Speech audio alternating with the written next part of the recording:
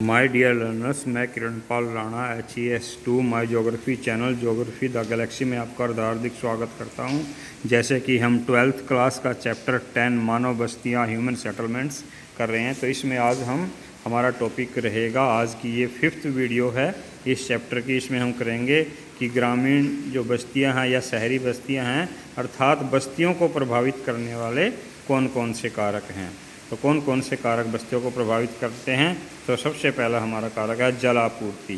तो किसी बस्ती के विकास के लिए जल की आपूर्ति होना अति आवश्यक है। इसलिए बस्तियों का विकास ऐसे क्षेत्रों में ही होता है जहां नदी हो, झील हो, झरने हो। इनके आसपास के क्षेत्रों में ही, इनके चारों तरफ या इनके आसपास ही नदियों के आसपास या झीलों के आसपास ही बस्तियां विकसित होना शुरू हो जाती है, क्योंकि जल आपूर्ति यहाँ पर बड़ी आसानी से हो जाती है।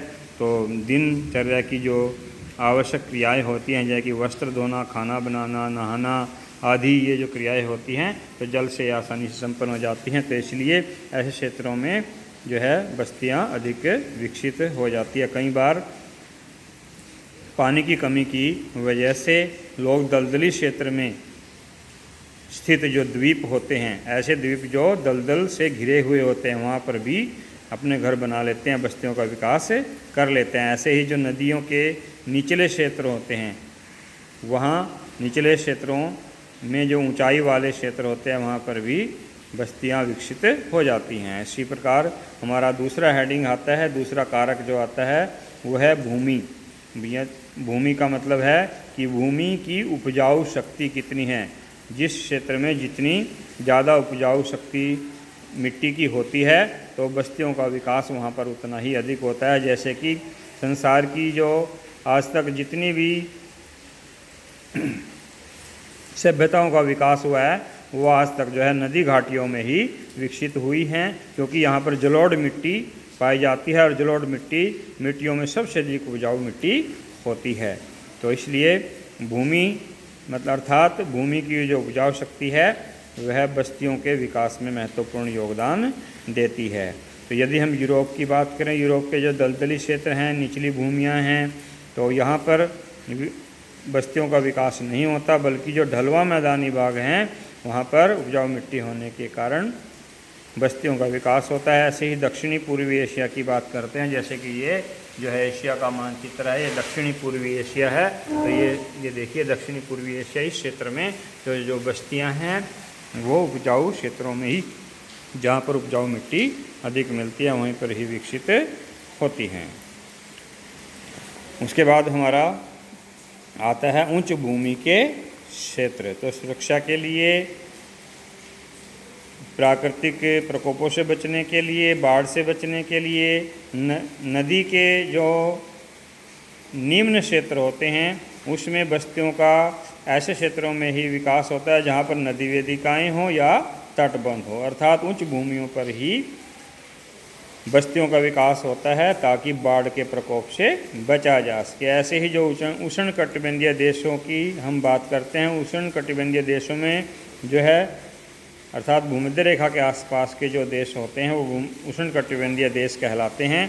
तो इनमें जो दलदली क्षेत्र होते हैं, तो इन दलदली क्षेत्रों में के आसपास जो उच्च भूमि होती है, या फिर यदि उच्च भूमि उपलब्ध नहीं है तो वहाँ पर लोग स्तंभ बना लेते हैं, और स्तंभ बनाकर अर्थात पिलर खड़े करके उनके ऊपर मकान बनाते हैं, ताकि दलदली क्षेत्र में पाए जाने वाले जो कीड़े मकोड़े हैं उनसे बचा जा सके और बाढ़ आदि से बचा जा सके। आगे हमारा अगला कारक आता है गृह निर्माण सामग्री। तो गृह निर्माण सामग्री भी बस्तियों के विकास को प्रभावित करती है। जिस क्षेत्र में जिस प्रकार की गृह निर्माण सामग्री उपलब्ध होती है, वहाँ उसी प्रकार की बस्ती का निर्माण होता है। जैसे कि गृह निर्माण सामग्री में प्रयोग होने वाली वस्तुएं पत्थर है, लकड़ी है, मिट्टी है, सरकंडे आदि हैं। तो जैसे कि यदि हम चीन के लोहे क्षेत्र की बात करते हैं, तो चीन के लोहे क्षेत्र में लोग जो है कंदराएँ बनाकर रहते हैं। उसके बाद अफ्रीका का जो सवाना प्रदेश है, सवाना प्रदेश, तो यहाँ पर कच्ची ईंटों से मकान बनाए जाते हैं। द्रवीय क्षेत्रों में जो एस्किमो लोग हैं वो बर्फ़ के टुकड़ों से, बर्फ़ की ईंटों से, उनके खंडों से मकान बनाते हैं, जिसे हम इग्लू कहते हैं। उसके बाद है सुरक्षा। तो जिन क्षेत्रों में सुरक्षा अधिक होती है वहाँ मानव बस्तियों का अधिक विकास होता है। जैसे कि जिस देश में राजनीतिक अस्थिरता अधिक रहती है, प्राचीन समय से ही जो है युद्ध की स्थिति है, उपद्रव है, तो प्राचीन समय में भी ऐसे देशों में, ऐसे क्षेत्रों में बस्तियां ऐसी जगह बसाई जाती थी जो सुरक्षात्मक पहाड़ियाँ हों या सुरक्षात्मक द्वीप हों।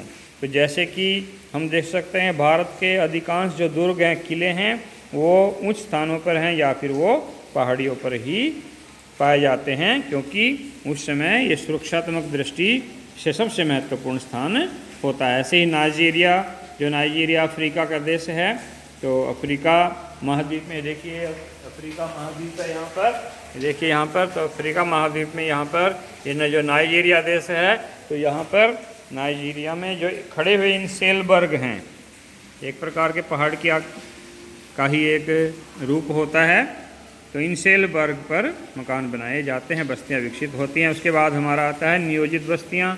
तो नियोजित बस्तियाँ जो है वो सरकार की नीतियों पर निर्भर करती हैं कि सरकार की नीति क्या है। यदि सरकार की नीति किसी क्षेत्र को विकसित करने के लिए मानव बस्तियों के आवास, जल, सभी सुविधाएं उपलब्ध करवाने की योजना है, तो वहाँ ये सभी सुविधाएं उपलब्ध हो जाती हैं और मानव बस्ती का विकास हो जाता है।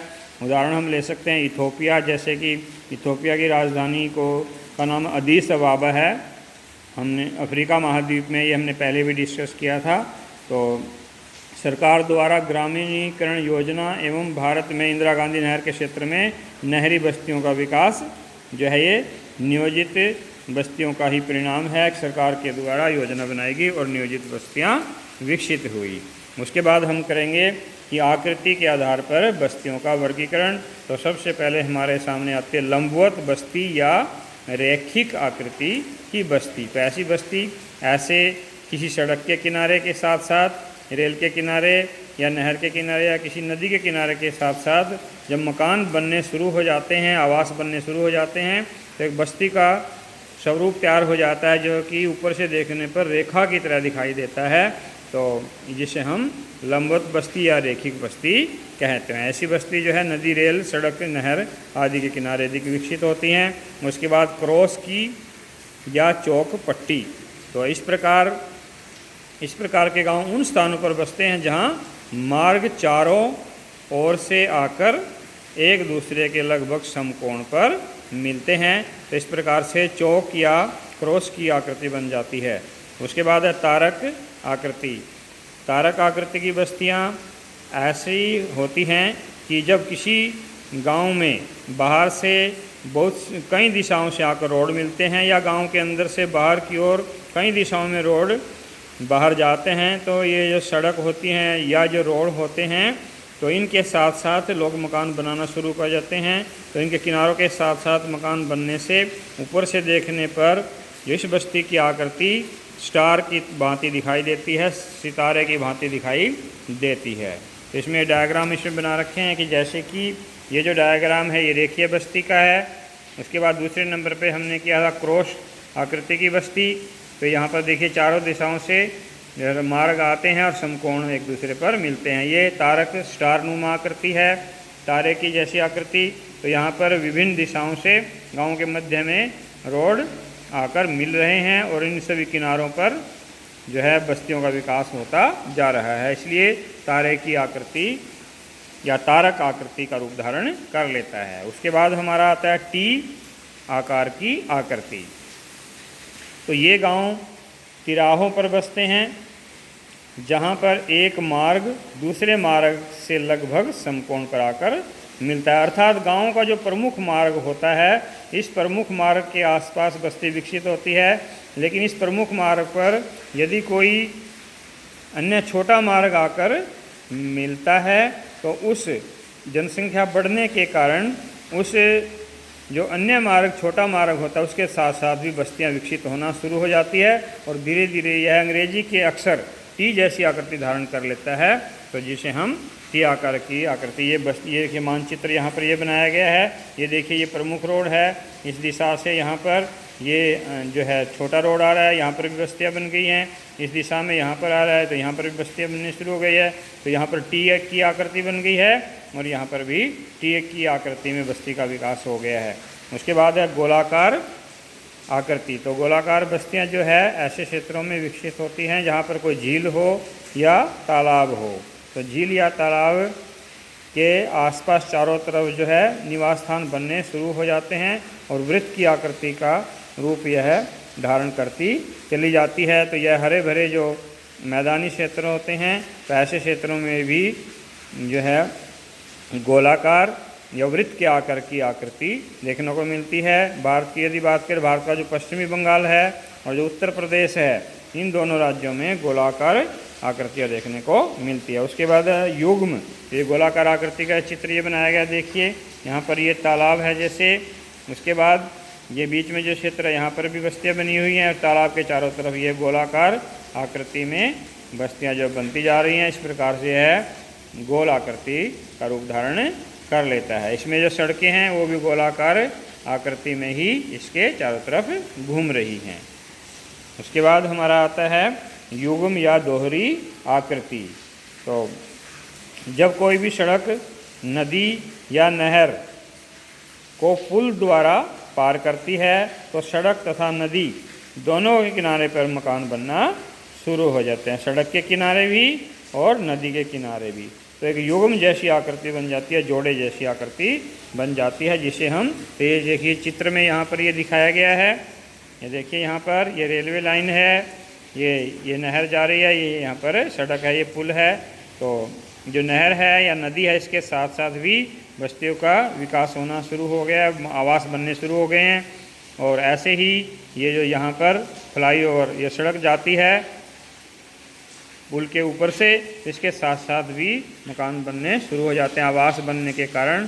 तो युग्म की जो आकृति बनती है उसे हम युग्म आकृति बस्ती कहते हैं। तो माय डियर लर्नर्स, तो ये हमने जो है लेसन मानव बस्तियाँ किया है। यदि आपको मेरा लेक्चर, मेरा प्रयास अच्छा लगा है तो लाइक करें, सब्सक्राइब अवश्य कर लें, ताकि आगे आने वाले जो चैप्टर हैं उनकी वैल्यूएबल एजुकेशनल वीडियो का भी आपको नोटिफिकेशन मिलता रहे और आप इसका लाभ उठा सकें। तो आप इसके चित्र की प्रैक्टिस अवश्य कर लें ताकि आपके दिमाग में जो इमेज है वो अच्छी बनी रहे। Thank you.